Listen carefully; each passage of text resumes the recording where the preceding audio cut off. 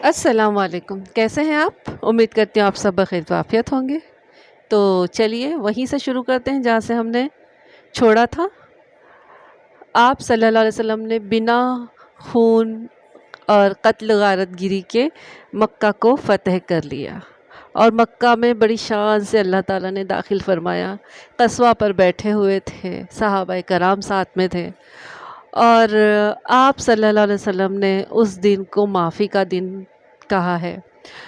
تو جو لوگ ایمان نہیں لائے تھے تو وہ لوگ ڈر رہے تھے کہ کہیں آپ صلی اللہ علیہ وسلم ہمارے ساتھ کوئی مطلب ہمارے قتل کا حکم نہ دے دیں یا کوئی غلط ہمارے ساتھ برتاؤ نہ ہو جائے، لیکن آپ صلی اللہ علیہ وسلم نے تو اپنے دل میں رحم کا جذبہ ہی لیا ہوا تھا، تو کہاں سے اس طریقے کے حالات ہوتے وہاں پر۔ تو جو ایمان لے کر آ گئے تھے تو وہ لوگ آپ صلی اللہ علیہ وسلم کی خدمت میں حاضر ہوئے، اور انہوں نے ان لوگوں کے لیے جن لوگوں نے ایمان نہیں لائے تھے ان لوگوں کی سفارش کی کہ آپ انہیں کوئی نقصان نہیں پہنچائیں گے۔ تو آپ صلی اللہ علیہ وسلم نے فرمایا کہ ان سے کہو کہ آ جائیں، میں انہیں کوئی نقصان نہیں پہنچاؤں گا، وہ ہماری طرف سے بے فکر رہے، بالکل وہ امن میں رہیں گے۔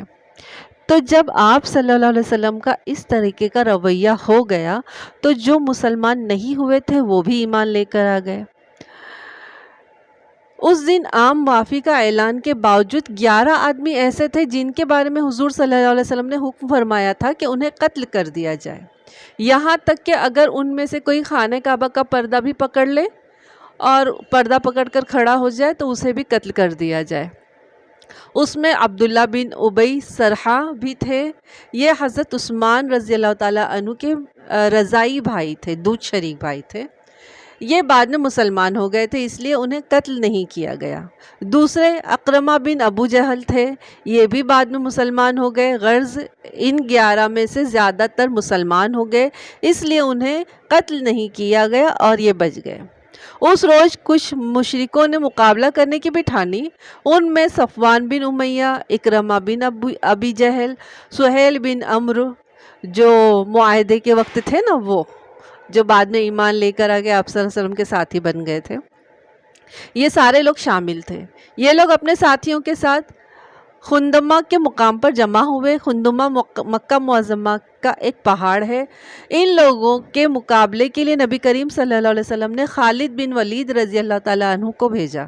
اس مقابلے میں 28 کے قریب مشرک مارے گئے، باقی بھاگ نکلے۔ آخر نبی کریم صلی اللہ علیہ وسلم مکہ معظمہ میں داخل ہوئے۔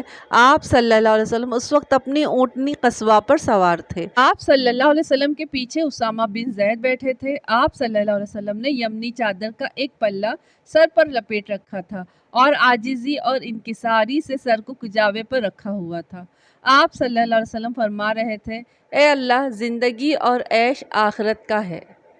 حضور صلی اللہ علیہ وسلم قدا کے مقام سے مکہ میں داخل ہوئے۔ یہ مقام مکہ کے بالائی سمت میں ہے۔ مکہ میں داخل ہونے سے پہلے آپ صلی اللہ علیہ وسلم نے غسل فرمایا تھا۔ آپ صلی اللہ علیہ وسلم نے شعب ابی طالب کے مقام پر قیام فرمایا۔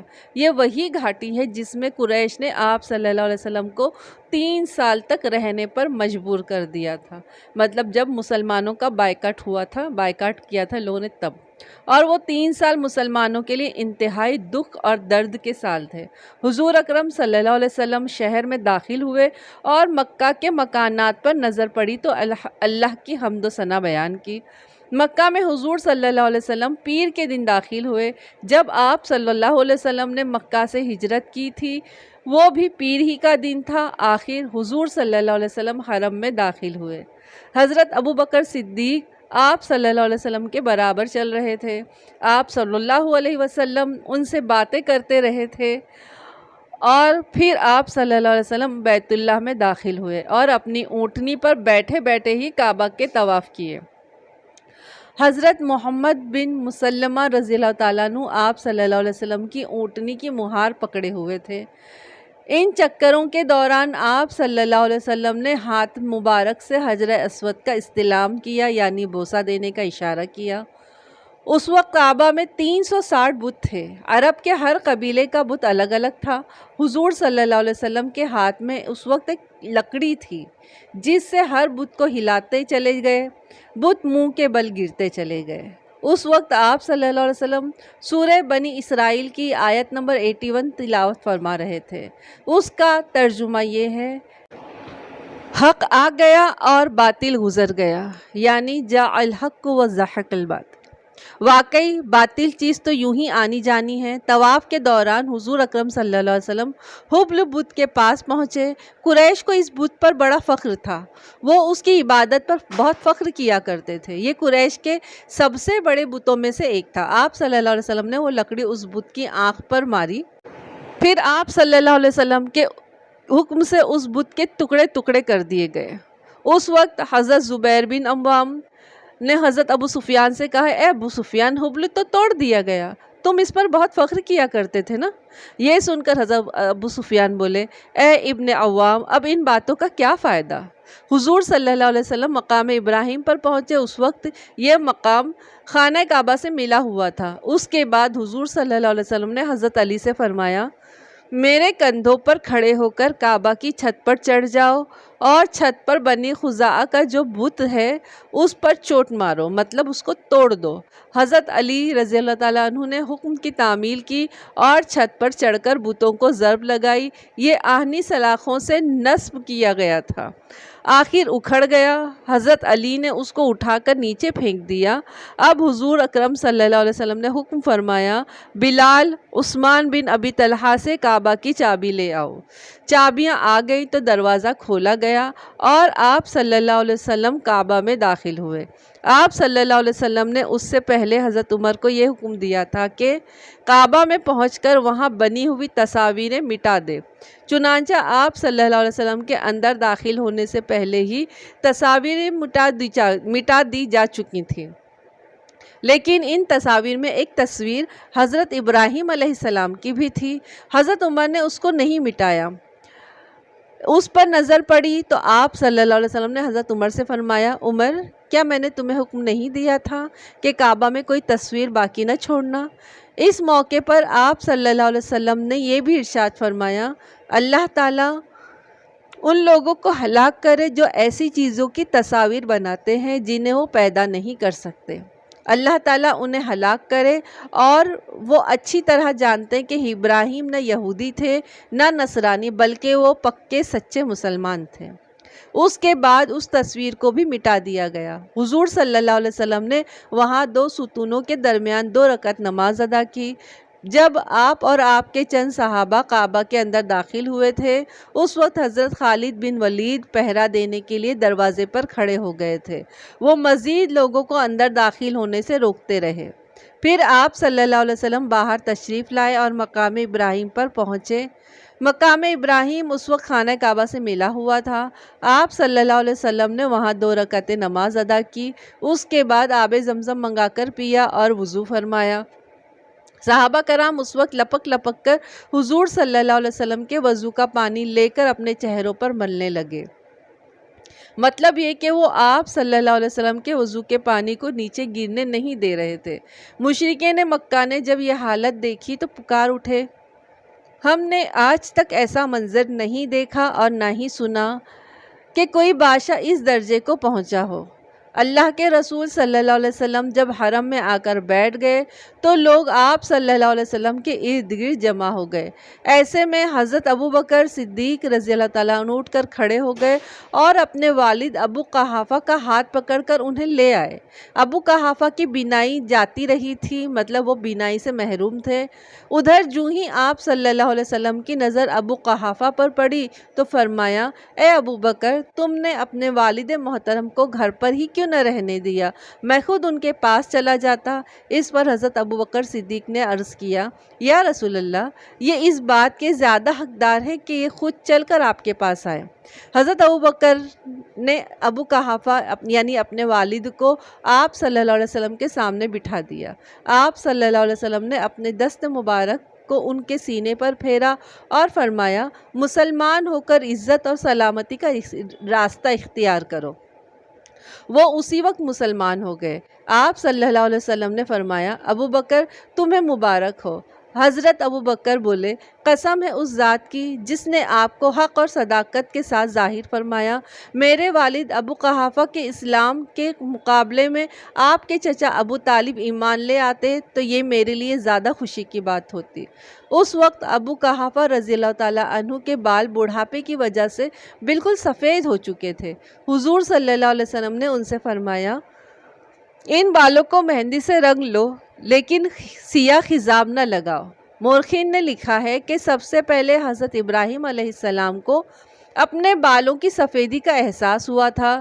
جب زیادہ عمر ہونے پر بال سفید ہونے لگے تو انہوں نے اللہ تعالیٰ سے عرض کیا، اے باری تعالیٰ، یہ کیسی بدصورتی ہے جس سے میرا روپ بدنما ہو گیا ہے۔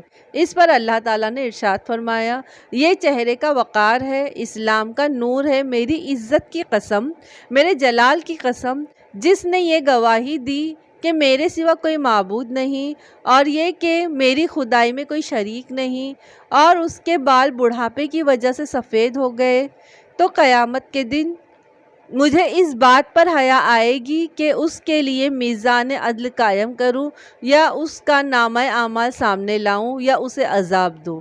اس پر حضرت ابراہیم علیہ السلام نے دعا کی، اے پروردگار، پھر تو اس سفیدی کو میرے لیے زیادہ کر دے۔ چنانچہ اس کے بعد ان کا سر برف کی طرح سفید ہو گیا۔ اس سے معلوم ہوا کہ بڑھاپے کی سفیدی اور خود بڑھاپا اللہ تعالیٰ کی بہت بڑی نعمت ہے، اور مومن کے لیے عمر کی یہ منزل بھی شکر کا مقام ہے۔ حضرت ابوبکر کے گھرانے کو یہ فضیلت بھی حاصل ہے کہ ان کا سارا گھرانہ ہی مسلمان ہوا، کوئی ایک فرد بھی ایسا نہ رہا جو مسلمان نہ ہوا ہو۔ اکرمہ بن ابی جہل ان 11 افراد میں سے تھے جن کے قتل کا حکم آپ صلی اللہ علیہ وسلم نے دیا تھا۔ اس حکم کی وجہ یہ تھی کہ انہوں نے اور اس کے باپ ابو جہل نے مسلمانوں کے ساتھ بہت زیادتیاں کی تھی۔ یہ حکم سنتے ہی اکرمہ یمن کی طرف بھاگ نکلے۔ اس وقت تک ان کی بیوی حضرت ام حکیم بنت حارث مسلمان ہو چکی تھی۔ انہوں نے حضور اکرم صلی اللہ علیہ وسلم سے حضرت اکرمہ کے لیے امان طلب کر لی اور ان کے تعاقب میں گئی۔ حضرت اکرمہ بحری جہاز میں سوار ہو چکے تھے تاکہ کسی دوسرے ملک چلے جائیں۔ یہ بحری جہاز سے انہیں واپس لے آئیں اور ان سے کہا، میں تمہاری طرف سے اس شخص کے پاس سے آئی ہوں جو سب سے زیادہ رشتہ داریوں کا خیال رکھنے والا ہے اور سب سے بہترین انسان ہے۔ تم اپنی جان ہلاکت میں مت ڈالو کیونکہ میں تمہارے لیے امان حاصل کر چکی ہوں۔ اس طرح حضرت اکرمہ اپنی بیوی کے ساتھ آپ صلی اللہ علیہ وسلم کی خدمت میں حاضر ہوئے اور اسلام لے آئے۔ حضرت اکرمہ بہت بہترین مسلمان ثابت ہوئے۔ وہ بہت زبردست جنگجو بھی تھے، خوب جہاد کیا، بڑے بڑے صحابہ میں آپ کا نام شمار ہوا۔ جنگ یرموک میں رومیوں کے خلاف لڑتے ہوئے شہید ہوئے۔ اس طرح باقی لوگوں کو بھی امان مل گئی، اس میں ہندہ بن حارث بھی تھی۔ آپ صلی اللہ علیہ وسلم نے ان کے قتل کا بھی حکم دیا تھا۔ یہ حضرت ابو سفیان کی بیوی تھی۔ ان کے قتل کا حکم آپ نے اس بنا پر دیا تھا کہ وہ غزوہ احد میں انہوں نے حضرت حمزہ کا مسئلہ کیا تھا، یعنی ان کے ناک اور کان کاٹ لیے تھے، لیکن انہیں بھی معافی مل گئی اور یہ بھی مسلمان ہو گئی۔ صفوان بن امیہ کے بھی قتل کا حکم ہوا تھا، انہیں بھی معافی مل گئی اور یہ بھی مسلمان ہو گئے۔ کعب بن زہیر کو بھی معافی مل گئی، یہ اپنے اشعار میں آپ صلی اللہ علیہ وسلم کو برا بھلا کہتے تھے، یہ بھی مسلمان ہو گئے۔ اس طرح وحشی نے غزوہ احد میں حضرت حمزہ کو شہید کیا تھا، آپ صلی اللہ علیہ وسلم نے ان کو بھی قتل کرنے کا فرمان دیا تھا، لیکن یہ بھی مسلمان ہو گئے۔ پھر اس روز یعنی فتح مکہ کے دن حضور صلی اللہ علیہ وسلم صفا پہاڑی پر جا کر بیٹھے اور لوگ گروہ در گروہ آپ کی خدمت میں حاضر ہو کر اسلام قبول کرتے رہے۔ تمام چھوٹے بڑے مرد حاضر ہوئے، عورتیں بھی آئیں، سب اپنے اسلام کا اعلان کرتے رہے۔ ایک اور صاحب آپ صلی اللہ علیہ وسلم کی خدمت میں حاضر ہوئے تو آپ صلی اللہ علیہ وسلم کے رعب سے کانپنے لگے اور دہشت زدہ ہو گئے۔ حضور صلی اللہ علیہ وسلم نے ان کی حالت دیکھ کر فرمایا، ڈرو نہیں، میں کوئی بادشاہ نہیں ہوں، بلکہ میں تو قریش کی ایک ایسی عورت کا بیٹا ہوں جو معمولی کھانا کھایا کرتی تھی۔ اس وقت جن لوگوں نے اسلام قبول کیا ان میں حضرت امیر معاویہ بن ابو سفیان بھی تھے۔ حضرت امیر معاویہ کہتے ہیں کہ صلح حدیبیہ کے موقع پر ہی میں نے اسلام قبول کر لیا تھا۔ اسلام کی محبت میرے دل میں اسی وقت ہی گھر کر چکی تھی۔ میں نے اپنی والدہ سے اس بات کا ذکر کیا تو انہوں نے فرمایا خبردار اپنے والد کی خلاف ورزی نہ کرنا۔ اس کے باوجود بھی میں نے اسلام قبول کر لیا تھا مگر اس کو چھپائے رہا۔ پھر کسی طرح میرے والد ابو سفیان کو پتہ چل گیا۔ انہوں نے ناراضگی کے انداز میں مجھ سے کہا تمہارا بھائی تم سے کہیں زیادہ بہتر ہے کیونکہ وہ میرے دین پر قائم ہے۔ پھر فتح مکہ کے موقع پر میں نے اپنے دین کو ظاہر کر دیا اور آپ صلی اللہ علیہ وسلم سے ملاقات کی۔ آپ صلی اللہ علیہ وسلم نے مجھے خوش آمدید کہا۔ پھر میں کاتب وحی بن گیا، مطلب جو وحی آتی تھی تو یہ لکھ لیا کرتے تھے، یعنی قرآن کے نازل ہونے والی آیات حضور صلی اللہ علیہ وسلم مجھ سے لکھوایا کرتے تھے۔ اسی روز حضرت ابو سفیان کی بیوی یعنی امیر معاویہ کی والدہ ہندہ بھی مسلمان ہو گئیں۔ ان کے علاوہ بے شمار عورتیں اس روز اسلام لے آئیں اور آپ صلی اللہ علیہ وسلم سے بیعت ہوئی، لیکن آپ صلی اللہ علیہ وسلم نے عورتوں سے مصافحہ نہیں فرمایا۔ حضرت عائشہ صدیقہ رضی اللہ تعالیٰ عنہ فرماتی ہیں کہ آپ صلی اللہ علیہ وسلم کبھی بھی کسی عورت سے مصافحہ نہیں فرماتے تھے۔ مطلب یہ کہ عورتوں سے آپ صلی اللہ علیہ وسلم زبانی بیعت لیا کرتے تھے۔ فتح مکہ کے موقع پر آپ صلی اللہ علیہ وسلم نے ارشاد فرمایا میرے پروردگار نے مجھ سے اسی فتح اور نصرت کا وعدہ فرمایا تھا۔ خانہ کعبہ کی چابی عثمان بن طلحہ رضی اللہ تعالیٰ عنہ کے پاس تھی، ان سے منگوا کر خانہ کعبہ کو کھولا گیا، پھر دروازے پر تالا لگا دیا اور آپ صلی اللہ علیہ وسلم نے چابی پھر عثمان بن طلحہ کو دے دی۔ اس وقت تک وہ اسلام نہیں لائے تھے مگر انہوں نے آپ صلی اللہ علیہ وسلم کا یہ سلوک دیکھ کر مسلمان ہو گئے۔ آپ صلی اللہ علیہ وسلم نے فرمایا اے بنی طلحہ یہ چابی ہمیشہ کے لیے تمہارے خاندان کو دی گئی اور نسل در نسل یہ تمہاری خاندان میں رہے گی۔ اس موقع پر یہ بات بھی یاد رکھنے کے قابل ہے کہ ہجرت سے پہلے ایک روز اللہ کے رسول صلی اللہ علیہ وسلم اپنے چند صحابہ کے ساتھ کعبہ میں داخل ہونا چاہتے تھے، لیکن عثمان بن طلحہ بہت بگڑ گئے تھے اور چابی دینے سے صاف صاف انکار کر دیا تھا اور حضور صلی اللہ علیہ وسلم کو بہت برا بھلا بھی کہا تھا۔ اس وقت آپ صلی اللہ علیہ وسلم نے فرمایا تھا عثمان ان قریب ایک دن تم دیکھو گے کہ یہ کنجی میرے ہاتھ میں ہوگی اور میں جسے چاہوں گا یہ چابی میں اس کو دے دوں گا۔ اس پر حضرت عثمان بن طلحہ نے کہا تھا کیا اس دن قریش ہلاک و برباد ہو چکے ہوں گے؟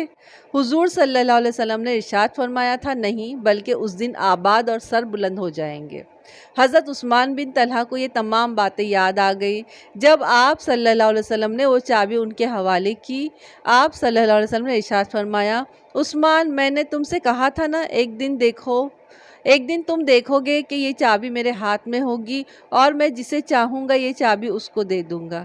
یہ سن کر حضرت عثمان بن طلحہ نے کہا میں گواہی دیتا ہوں کہ آپ اللہ کے رسول ہیں، اور چابی آپ صلی اللہ علیہ وسلم نے ان کے حوالے کر دی۔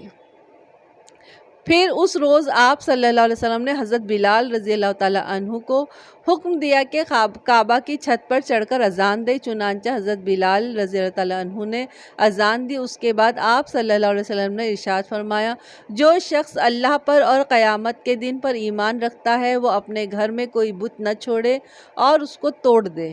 لوگ بتوں کو توڑنے لگے۔ حضرت ابو سفیان رضی اللہ تعالیٰ عنہ کی بیوی ہندہ رضی اللہ تعالیٰ عنہ جب مسلمان ہو گئی تو اپنے گھر میں رکھے بت کی طرف بڑھی اور لگی اس کو ٹھوکریں مارنے، ساتھ میں کہتی جاتی ہم لوگ تیری وجہ سے بہت دھوکے اور غرور میں رہے تھے۔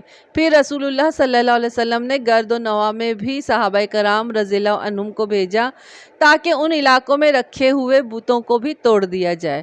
بعض علاقوں میں لوگوں نے باقاعدہ عبادت گاہیں بنا رکھی تھیں، ان میں بت رکھے گئے تھے۔ مشرکین ان بتوں کو اور عبادت خانوں کا اتنا ہی احترام کرتے تھے جتنا کہ خانہ کعبہ کا۔ 2 دن میں جانوروں کی قربانی کرتے تھے جس طرح کہ مکہ میں کیے جاتے تھے۔ حد یہ کہ ان عبادت خانوں کا طواف بھی کیا جاتا تھا۔ غرض ہر خاندان کا الگ بت تھا۔ فتح مکہ کے بعد حضور صلی اللہ علیہ وسلم نے 19 دن تک وہاں قیام فرمایا۔ اس دوران آپ صلی اللہ علیہ وسلم قصر نمازیں پڑھتے رہے تھے۔ اس دوران ایک عورت نے چوری کر لی، حضور صلی اللہ علیہ وسلم نے اس کے ہاتھ کاٹ دینے کا حکم فرمایا۔ اس کی قوم کے لوگ جمع ہو کر حضرت اسامہ بن زید رضی اللہ تعالیٰ عنہ کے پاس آئے کہ وہ آپ صلی اللہ علیہ وسلم سے سفارش کر دیں۔ حضرت اسامہ رضی اللہ تعالیٰ عنہ نے جب اس عورت کی سفارش کی تو آپ صلی اللہ علیہ وسلم کے چہرے کا رنگ بدل گیا۔ فرمایا، کیا تم اللہ کے مقررہ کردہ سزاؤں میں سفارش کرتے ہو؟ حضرت اسامہ رضی اللہ تعالیٰ عنہ نے فوراً عرض کیا، یا رسول اللہ، میرے لیے استغفار فرما دیجیے۔ آپ صلی اللہ علیہ وسلم اسی وقت کھڑے ہوئے، پہلے اللہ کی حمد و ثنا کی، پھر یہ خطبہ دیا: لوگوں، تم سے پہلی قوموں کو صرف اس بات نے ہلاک کیا کہ اگر ان میں کوئی باعزت آدمی چوری کر لیتا تو اسے سزا نہیں دیتے، لیکن اگر کوئی کمزور آدمی چوری کرتا تو اسے سزا دیتے تھے۔ قسم ہے اس ذات کی جس کے قبضے میں میری جان ہے، اگر فاطمہ بنت محمد بھی چوری کرتی تو میں ان کا بھی ہاتھ کاٹ دیتا۔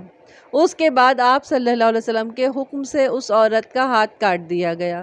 پھر حضور صلی اللہ علیہ وسلم نے عتاب بن اسید رضی اللہ تعالیٰ عنہ کو مکہ معظمہ کا والی مقرر فرمایا۔ انہیں حکم فرمایا کہ لوگوں کو نماز پڑھایا کریں۔ یہ پہلے امیر ہیں جنہوں نے فتح مکہ کے بعد مکہ میں جماعت کے ساتھ نماز پڑھائی۔ آپ صلی اللہ علیہ وسلم نے حضرت معاذ بن جبل رضی اللہ تعالیٰ عنہ کو عتاب بن اسید رضی اللہ تعالیٰ عنہ کے پاس چھوڑا تاکہ وہ لوگوں کو حدیث اور فقہ کی تعلیم دے۔ عتاب بن اسید رضی اللہ تعالیٰ عنہ دھوکے بازوں اور بے نمازوں پر سخت تھے۔ وہ لوگوں سے کہا کرتے تھے کہ جس کے بارے میں نے سنا ہے وہ بلا وجہ جماعت کی نماز چھوڑتا ہے، میں اسے قتل کر دوں گا۔ ان کی اس سختی کو دیکھ کر مکہ کے لوگوں نے ان کی شکایت ان الفاظ میں کی: اے اللہ کے رسول، آپ نے اللہ کے گھر والوں پر عتاب بن اسید جیسے دیہاتی اور اجٹ آدمی کو امیر مقرر کر دیا ہے۔ آپ صلی اللہ علیہ وسلم نے جواب میں ارشاد فرمایا: میں نے خواب میں دیکھا ہے کہ عتاب جنت کے دروازے پر آئے اور بڑے زور زور سے زنجیر ہلائی، آخر دروازہ کھل گیا اور وہ اس میں داخل ہو گئے۔ ان کے ذریعے اللہ نے اسلام کو سربلند فرمایا ہے۔ جو شخص مسلمانوں پر ظلم کرنا چاہتا ہے، عتاب اس کے خلاف مسلمانوں کی مدد کرنے کے لیے تیار رہتے ہیں۔ فتح مکہ کے بعد غزوہ حنین پیش آیا۔ حنین طائف کے قریب ایک گاؤں ہے۔ اس غزوے کو غزوہ حوازن اور غزوہ اوطاس بھی کہتے ہیں۔ جب اللہ تعالیٰ نے اپنے نبی صلی اللہ علیہ وسلم کے ہاتھوں پر مکہ فتح فرما دیا تو سبھی قبیلوں نے اطاعت قبول کر لی، مگر قبیلہ حوازن اور بنی ثقیف نے اطاعت قبول کرنے سے انکار کر دیا۔ یہ دونوں قبیلے بہت سرکش اور مغرور تھے۔ اپنے غرور میں کہنے لگے: خدا کی قسم، محمد کو اب تک ایسے لوگوں سے سابقہ پڑا ہے جو جنگوں سے اچھی طرح واقف نہیں تھے۔ اب انہوں نے جنگ کی تیاری شروع کر دی۔ انہوں نے مالک بن عوف نظیری کو اپنا سردار بنایا۔ یہ بعد میں مسلمان ہو گئے تھے۔ جب مالک بن عوف کو سب نے متفقہ طور پر تمام قبیلوں کا سردار بنا لیا تو ہر طرف سے مختلف قبیلے بڑی تعداد میں آ کر لشکر میں شامل ہونے لگے۔ آخر مالک بن عوف نے اپنا یہ لشکر لے کر اوطاس کے مقام پر جا کر پڑاؤ ڈالا۔ ادھر جب حضور صلی اللہ علیہ وسلم کو خبریں ملی کہ بنی حوازن نے ایک بڑا لشکر جمع کر لیا ہے تو آپ صلی اللہ علیہ وسلم نے اپنے ایک صحابی حضرت عبداللہ بن ابی حدود الاسلمی کو ان کی جاسوسی کے لیے روانہ کیا اور رخصت کرتے وقت ان سے فرمایا: ان کے لشکر میں شامل ہو جانا اور سننا کہ وہ کیا فیصلہ کر رہے ہیں۔ چنانچہ وہ بنی حوازن کے لشکر میں شامل ہو گئے، ان کی باتیں سنتے رہے، پھر واپس آ کر آپ صلی اللہ علیہ وسلم کو ساری تفصیلات سنائیں۔ قبیلہ حوازن والے اپنے ساتھ اپنی عورتیں، بچے اور مال اور دولت بھی لے کر آئے تھے۔ جب آپ صلی اللہ علیہ وسلم کو یہ اطلاع ملی تو مسکرائے اور ارشاد فرمایا: انشاءاللہ کل یہ سب کچھ مسلمانوں کے لیے مال غنیمت بنے گا۔ آپ صلی اللہ علیہ وسلم بنی حوازن سے مقابلے کے لیے 12,000 کا لشکر لے کر روانہ ہوئے۔ ان میں 2,000 جوان مکہ معظمہ اور گرد و نواح کے تھے، باقی 10,000 وہ صحابہ تھے جو آپ صلی اللہ علیہ وسلم کے ساتھ آئے تھے اور جن کے ہاتھ پر اللہ تعالیٰ نے مکہ کو فتح کرایا تھا۔ جب اسلامی لشکر دشمن کے پڑاؤ کے قریب پہنچ گیا تو آپ صلی اللہ علیہ وسلم نے لشکر کی صف بندی فرمائی، مہاجرین اور انصار میں جھنڈے تقسیم فرمائے۔ مہاجرین کا پرچم آپ نے حضرت علی رضی اللہ تعالیٰ عنہ کے سپرد فرمایا، ایک پرچم حضرت سعد بن ابی وقاص رضی اللہ تعالیٰ عنہ کو دیا اور ایک حضرت عمر کو۔ انصار میں سے آپ صلی اللہ علیہ وسلم نے پرچم پرچم حضرت حباب بن منظر رضی اللہ تعالیٰ عنہ کو عطا فرمایا، ایک پرچم اسید بن حفیر رضی اللہ تعالیٰ عنہ کو عنایت فرمایا۔ حضور صلی اللہ علیہ وسلم اپنے خچر پر سوار ہوئے تو 2 زرہیں پہنے ہوئے تھے، خود لوہے کا ہیلمٹ مطلب لوہے کی ٹوپی بھی پہن رکھا تھا۔ حضور صلی اللہ علیہ وسلم اپنے لشکر کو لے کر آگے بڑھے۔ مشرکوں کے لشکر کی تعداد 20,000 تھی اور انہوں نے اپنے لشکروں کو پہاڑوں اور دروں میں چھپا رکھا تھا۔ جو ہی اسلامی لشکر وادی میں داخل ہوا، مشرکین نے اچانک ان جگہوں سے مسلمانوں پر حملہ کر دیا اور زبردست تیر اندازی شروع کر دی۔ یہ لوگ تھے بھی بہت ماہر تیر انداز، ان سب کا نشانہ بہت پختہ تھا۔ اس اچانک اور زبردست حملے سے مسلمان گھبرا گئے، ان کے پیر اکھڑنے لگے۔ مشرکین کے ہزاروں تیر ایک ساتھ آ رہے تھے، بہت سے مسلمان منہ پھیر کر بھاگے، لیکن اللہ کے رسول اپنی جگہ پر جمے رہے، 1 انچ بھی پیچھے نہ ہٹے۔ مسلمانوں نے لشکر میں اس روز دراصل مکہ کے کچھ مشرکین بھی چلے آئے تھے، یہ مال غنیمت کے لالچ میں آئے تھے۔ جب زبردست تیر اندازی ہوئی تو یہ ایک دوسرے سے کہنے لگے، بھئی موقع ہے میدان سے بھاگ نکلنے کا، اس طرح مسلمانوں کے حوصلے پست ہو جائیں گے۔ اس کے ساتھ ہی وہ یکدم بھاگ کھڑے ہوئے۔ انہیں بھاگتے دیکھ کر بعض ایسے مسلمان جنہوں نے فتح مکہ کے موقع پر اسلام قبول کیا تھا، یہ سمجھے کہ ان کے ساتھی مسلمان بھاگ رہے ہیں، ان پر گھبراہٹ طاری ہو گئی، وہ بھی بھاگنے لگے۔ اس طرح ایک دوسرے کو بھاگتا دیکھ کر سب پریشان ہو گئے، لہٰذا باقیوں کے پاؤں بھی اکھڑ گئے۔ آپ صلی اللہ علیہ وسلم کے آس پاس صرف چند صحابہ رہ گئے، ان میں حضرت ابوبکر صدیق، حضرت عمر، حضرت علی، حضرت عباس اور ان کے بیٹے حضرت فضل، ربیعہ بن حارث اور آپ صلی اللہ علیہ وسلم کے چچا زاد بھائی ابو سفیان بن حارث رضی اللہ عنہ شامل تھے۔ ان کے علاوہ 90 کے قریب اور صحابہ کرام تھے، گویا کہ آپ کے پاس صرف 100 کے قریب صحابہ رہ گئے تھے۔ حضور اکرم صلی اللہ علیہ وسلم اس وقت فرما رہے تھے، میں اللہ کا رسول ہوں، میں محمد بن عبداللہ ہوں، میں اللہ کا بندہ ہوں اور اس کا رسول ہوں۔ اس کے ساتھ آپ صلی اللہ علیہ وسلم نے حضرت عباس رضی اللہ تعالیٰ عنہ سے فرمایا، عباس، لوگوں کو پکارو اور کہو، اے گروہ انصار، اے بیت رضوان والو، اے مہاجرین۔ حضرت عباس رضی اللہ تعالیٰ عنہ بلند آواز میں پکارے، مسلمانوں کو بلایا۔ جو مسلمان حضور اکرم صلی اللہ علیہ وسلم کے گرد جمع تھے، انہوں نے کافروں پر زبردست حملہ کر دیا۔ ادھر آپ صلی اللہ علیہ وسلم نے کنکریوں کی ایک مٹھی اٹھائی اور کافروں کی طرف پھینک دی، ساتھ میں فرمایا، یہ چہرے بگڑ جائیں۔ اس وقت تک حضرت عباس رضی اللہ تعالیٰ عنہ اور چند دوسرے صحابہ کی آواز سن کر وہ مسلمان واپس پلٹ آئے جو بھاگ رہے تھے، اور انہوں نے جم کر لڑنا شروع کر دیا۔ اس طرح جنگ ایک بار پھر شروع ہو گئی۔ کنکریوں کے اس مٹھی کو اللہ تعالیٰ نے اپنی قدرت سے کافروں کی آنکھوں تک پہنچا دیا۔ یہ ان کی آنکھوں میں کیا گری کہ وہ بری طرح بدحواس ہو گئے اور بری طرح بھاگنے لگے۔ اس جنگ کے شروع ہونے سے پہلے ہی لشکر کی تعداد دیکھ کر ایک صحابی نے کہا تھا، اے اللہ کے رسول، آج ہماری تعداد اس قدر ہے کہ دشمن سے شکست نہیں کھا سکتے۔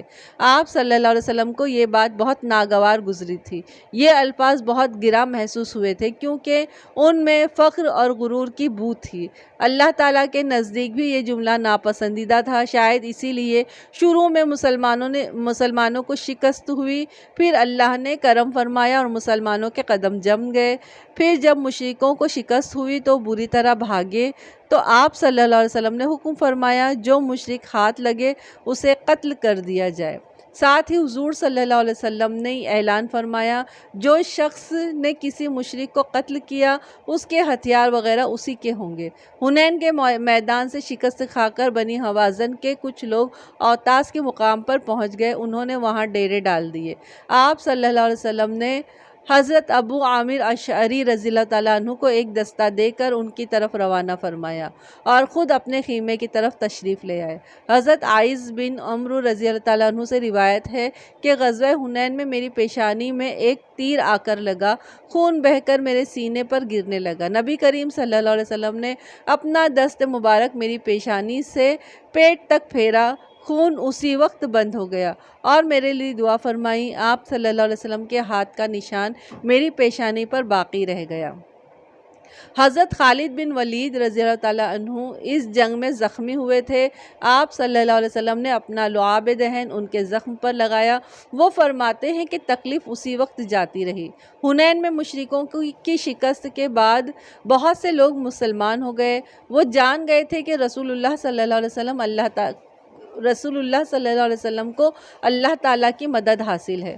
پھر آپ صلی اللہ علیہ وسلم نے حکم فرمایا تمام قیدی اور مال غنیمت ایک جگہ جمع کر دیا جائے۔ جب یہ مال اور قیدی جمع ہو گئے تو آپ صلی اللہ علیہ وسلم نے یہ سب کچھ جعرانہ کے مقام پر بھجوا دیا۔ غزوہ طائف سے واپسی تک یہ سارا سامان وہیں رہا، یعنی اس کے بعد مسلمانوں میں تقسیم ہوا۔ پھر آپ صلی اللہ علیہ وسلم کو معلوم ہوا کہ بنی حوازن اور اس کا سردار مالک بن عوف شکست کھانے کے بعد طائف پہنچ گئے ہیں۔ طائف اس وقت بھی ایک بڑا شہر تھا۔ ان لوگوں نے وہاں ایک قلعے میں پناہ لے رکھی تھی۔ یہ اطلاع ملنے پر حضور صلی اللہ علیہ وسلم طائف کی طرف روانہ ہوئے۔ آپ صلی اللہ علیہ وسلم نے اول دستہ پہلے ہی روانہ فرما دیا تھا۔ اس دستے کا سالار حضرت خالد بن ولید رضی اللہ تعالیٰ عنہ کو مقرر فرمایا۔ آخر یہ لشکر طائف پہنچ گیا اور اس قلعے کے پاس جا ٹھہرا جس میں مالک بن عوف اور اس کا بچا کچا لشکر پناہ لے چکا تھا۔ مشرکوں نے جو ہی اسلامی لشکر کو دیکھا انہوں نے قلعے پر سے زبردست تیر اندازی شروع کر دی۔ اس تیر سے بہت سے مسلمان زخمی ہوئے۔ ایک تیر حضرت ابو سفیان بن حرب رضی اللہ تعالیٰ عنہ کی آنکھ میں لگا۔ ان کی آنکھ باہر نکل آئی۔ یہ اپنی آنکھ ہتھیلی پر رکھے آپ صلی اللہ علیہ وسلم کی خدمت میں حاضر ہوئے اور عرض کیا، یا رسول اللہ میری یہ آنکھ اللہ کے راستے میں جاتی رہی۔ آپ صلی اللہ علیہ وسلم نے ارشاد فرمایا، اگر تم چاہو تو میں تمہاری آنکھ کی واپسی کے لیے اللہ تعالیٰ سے دعا کروں اور یہ تمہاری آنکھ جو ہے واپس ٹھیک ہو جائے۔ اگر آنکھ نہ چاہو تو پھر بدلے میں جنت ملے گی۔